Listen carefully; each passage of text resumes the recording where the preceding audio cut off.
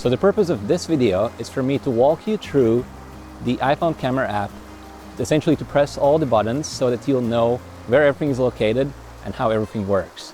Now, I'm not going to teach you entire iPhone photography or all the functions of the camera app in this one video, because that would make a really long video. Instead, the purpose of this is for you to simply become familiar with the camera app so that in the future, when we're revisiting many of the same functions I'll show you today, you'll already know where to find them. Now, if you have that option, please follow along on your own iPhone, press the same buttons I'm pressing, and that way you'll learn the most from this video. Now, let's turn our attention back to the camera. So I'm going to start on the left-hand side, and the first thing you're going to see is the big white shutter button. So that acts just as you would expect. You tap it, and a photo is taken. When you are pressing the shutter button, try to press it gently, because you don't want to move the iPhone when you're taking a photo. So just a gentle tap is all you need for the shutter button. Now, in the top left-hand corner, I have this little preview of an image. So if I tap my finger there, the Photos app will come up, and I can see the photos I've recently taken. So the image I just captured is right here in the Photos app. If I want to go back, I simply tap the back button at top left, and I'm back in the camera app. Now, at the bottom left, I have the selfie button, or the button that allows me to switch between the back-facing and the front-facing cameras. So if I tap that, you are going to see me. And I'm going to tap that again, and we are back to the back-facing cameras. The next thing I want to talk about are the buttons in the viewfinder that say 0.5, 1x, and 2.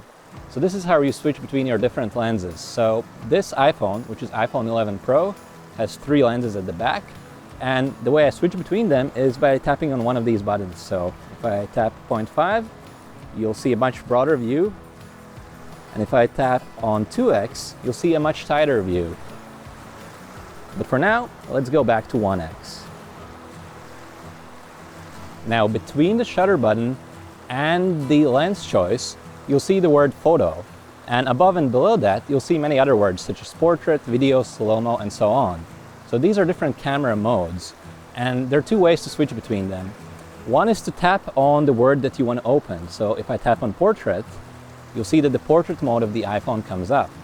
So the portrait mode is the kind of mode that's best suited for portrait photography. There are many different ways you can use it. And the purpose of portrait mode is to allow you to blur out the background behind your subject. So if you want to take the kind of portrait photo where your subject is sharp, but everything behind them is blurred out, then you'd be using the portrait mode. Now, below that, we have the pano option. So another way to switch between these modes is by swiping up or down on the screen like this. So if I swipe my finger from the bottom to the top, I'm now in the pano mode. And the pano mode is where you take beautiful, wide photos that are much, much broader than a single image frame. So if you have a really wide landscape and if you want to capture it all, then pano mode is what you'd be using. Now, I'll go to the top, and here we're back to photo mode, and this is the default mode. So when you open the camera, that's the mode that comes up first, and that's where we're going to be spending most of the time. That's where you take photos, so that's pretty simple. Now, if I go even further up, we have the video mode, and that is the default mode for shooting video files. At the bottom right, you'll also have controls for video resolution and frame rates. So if I tap on 4K, that actually changes the resolution to HD, which is a lower resolution. If I want to get back to 4K, I'll tap on HD again, and now I'm back to 4K resolution, which is the highest resolution available. And speaking of resolution, when you're watching this course, please try to watch it in 4K resolution. That way you're going to get the best image quality. Now, above video, we also have slow-mo, and that allows you to take the kind of videos that are slowed down. So you're taking a short amount of time and you're stretching it to make it longer. And then you can get the kind of video where any movement appears really slowed down. It's a really interesting creative effect. And finally, above that, we have time-lapse, which is kind of the opposite. So time-lapse takes a long period of time and it compresses it into a really short video. So time-lapse would work well if you want to really speed up movement. For example, if you want to capture a video where clouds are moving really, really fast, you could record a time-lapse video, and that way you can create the kind of footage that you wouldn't be able to create otherwise. But now, let's go back to photo, which is where we will be spending most of the time in this course. Now I'd like to turn our attention to the right-hand side of the frame. So on the top right, you'll see this icon that looks like lightning, and that is the flash icon. By default, the flash icon is going to be white, like you see right now, but if you tap your finger there, you can cross it out, and that means flash will be turned off. Now here's what's interesting. If I tap on the flash symbol again, you'll see that the icon becomes white. So you would assume that this means flash on, right? But it's not so simple. White icons here on the right-hand side actually mean that these functions are on auto. So a white flash icon doesn't mean flash on. It means it flashes on auto. That means that the iPhone itself will decide whether it's a good idea to turn on the flash or not. For example, if I take a photo right now, you'll see that the flash did not come on. That's because the iPhone knows there's enough light in the scene, so it did not trigger the flash. In general, the flash of the iPhone is pretty weak, and it only comes in handy if you're taking photos in almost complete darkness and if your subjects are close to you. For example, if you're at a bar or a nightclub and if you need to take a photo of your friends, if they happen to be standing close to the iPhone, then that's where the flash could be useful. But even then, you're going to get the kind of photos that might not necessarily look pleasing if you're using the flash. So for the most part, you don't want to be using flash, even in low light. With that said, I'm not too worried about keeping my flash on auto because it really doesn't come on often if you're shooting outside in daytime or even during any time of the day when there is light in the scene. So you can just forget about the flash icon for now. Finally, at the bottom right-hand corner of the screen, you have this icon that kind of looks like concentric circles. That icon stands for live photos. So if I tap my finger there, live photos will be turned off, and you can see live off at the top of the screen. And if I tap my finger there again, you'll see that live photos are back on.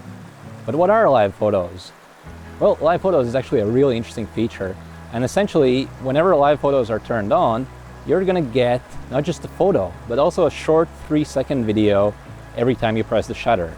So you'll be taking a photo, but in the background, your iPhone will be recording a video before you even press the shutter, and also shortly after you press the shutter. And that way, when you look back at your photos later, you can also see a short video around that photo. This can actually be a lot of fun. It's really useful whenever you have some kind of movement in the scene. For example, here we have a river, and that live photo is going to show a 3-second video of the river flowing. But it gets even better if you're taking photos of people, because then you can preserve your memories, and oftentimes those live photos are going to be really fun. So I strongly recommend keeping live photos on. However, I have a white icon right now. And white icon, just like for flash, stands for auto. It doesn't stand for live photos on. However, from my experience, whenever live photos are on auto, a live photo is actually captured. So it appears that there's no difference between live photos on and live photos auto. This could change in the future, but for this iPhone 11 Pro, there's really no difference between live photos auto and live photos on. So I just keep them on auto to keep things simple. All right, we're almost done. There's just one more thing I have to show you, and that is a hidden menu. Yes, the iPhone camera actually has a hidden menu, and it does have quite a few important options. So on the right-hand side of the screen, you'll see this arrow, and if I tap my finger there, you'll see that the hidden menu comes up. Now, the arrow is yellow, and it's reversed its direction. So if I tap my finger there again, you'll see that the hidden menu is once again hidden. Another way to open the same menu is by simply swiping your finger horizontally across the screen. So if I swipe my finger from left to right, the hidden menu comes up, and if I want to close it, I can swipe in the opposite direction. But for now, let's open the hidden menu and let's see what's inside. The first thing is once again flash. But this time, if I tap the flash icon, I have 3 options. I have flash auto, I have flash on, and I have flash off. So if I select flash on, for example, you'll see that on the top right-hand corner, where I also have the flash icon, it is now in yellow. So now flash is definitely on. So if I now press the shutter, you'll see that the photo was taken using flash. Now the flash won't make any difference when you're shooting in daylight. However, if you find yourself in a situation where you want to force the flash to definitely be on, then this is how you do it. But for now, I'm happy to go back to flash auto. The next icon is kind of the same. It's live photos, and again, we have live auto, live on, and live off. As I said before, I haven't seen any difference between live auto and live on, so I'm happy to keep it at auto. Next up, we have the icon that says 4:3. That is the aspect ratio of your images. So if I tap my finger on 4:3, you'll see that I have two other options here. I have square and I have 16:9. So let's select 16:9. You'll immediately see that the viewfinder got bigger, and now I'm looking at a wider scene. So before, I had a 4:3 picture. That means that the width of the picture was 4 units, while the height of the picture was 3 units tall. However, now I have a 16:9 image. So that's 16 units in width against 9 units of height. So this is a wider image. However, I'm not really capturing more with 16:9. In fact, I'm capturing less. That's because the top and the bottom of the image has been literally cut out. So this is just like using scissors. If you take a printed photo, and if you literally cut out the top of the image and the bottom of the image, then this is the kind of result you would get. So you're not really getting more information with 16:9. You're actually capturing less. But you are capturing an image that is wider. So if you have the kind of image that would look better in this wider aspect ratio, then this 16:9 view can make composing a lot easier. Now, one thing you should know is that these crops, so 16:9 and square, they're actually non-destructive. In other words, if you capture a 16:9 photo and later on you decide that you actually wanted a 4:3, you can recover that information from the top and from the bottom of the image. But that's only possible while the photo is still inside the Photos app on your iPhone or anywhere on an Apple device. If you export that photo away from your Apple devices, then you can no longer recover that information at the top and at the bottom of the frame. For the most part, I prefer shooting in 4:3, but if you have a really wide landscape, such as this one, then framing in 16:9 can actually be a good idea, especially if the scene is such that a wider aspect ratio might fit it well.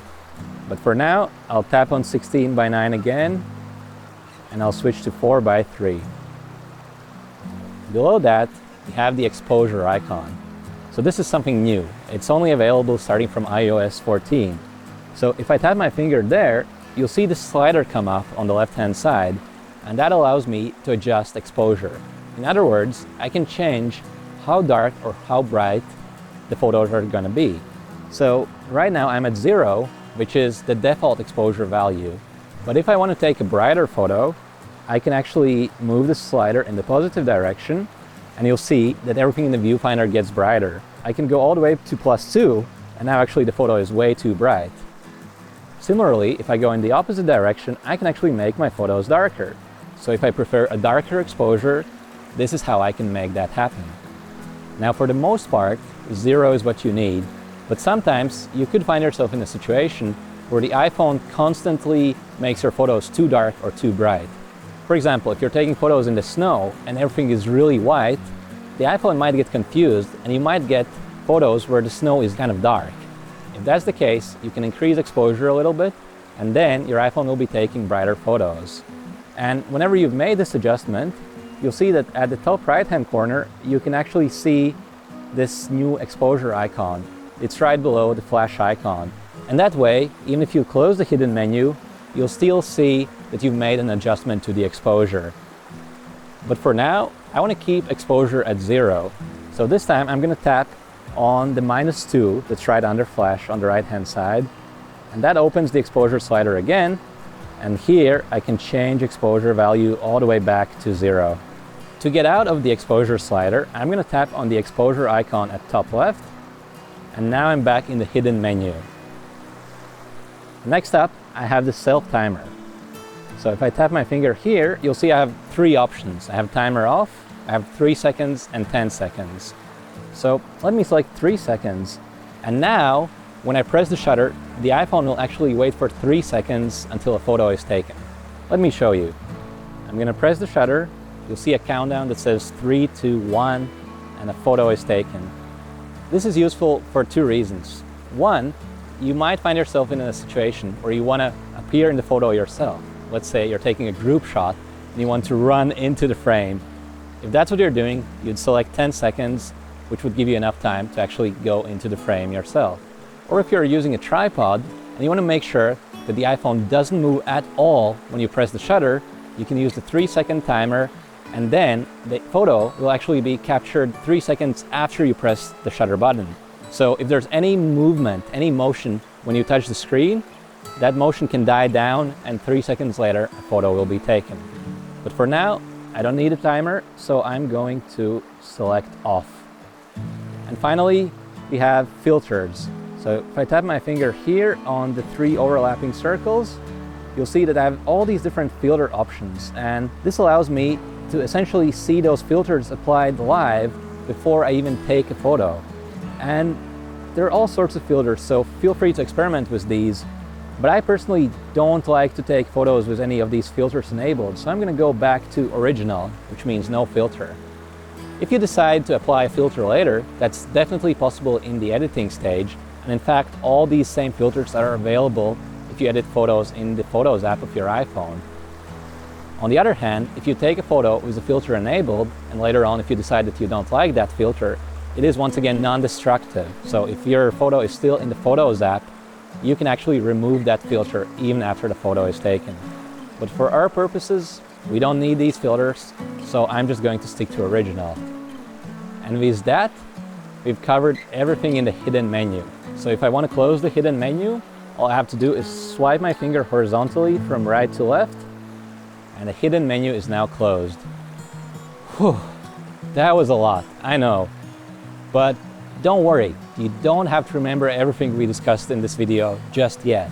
Throughout the course, we'll keep using all these functions over and over again. This was just a preview of what are the different things that your iPhone camera can do. We'll talk about all these options again and again and again throughout the course.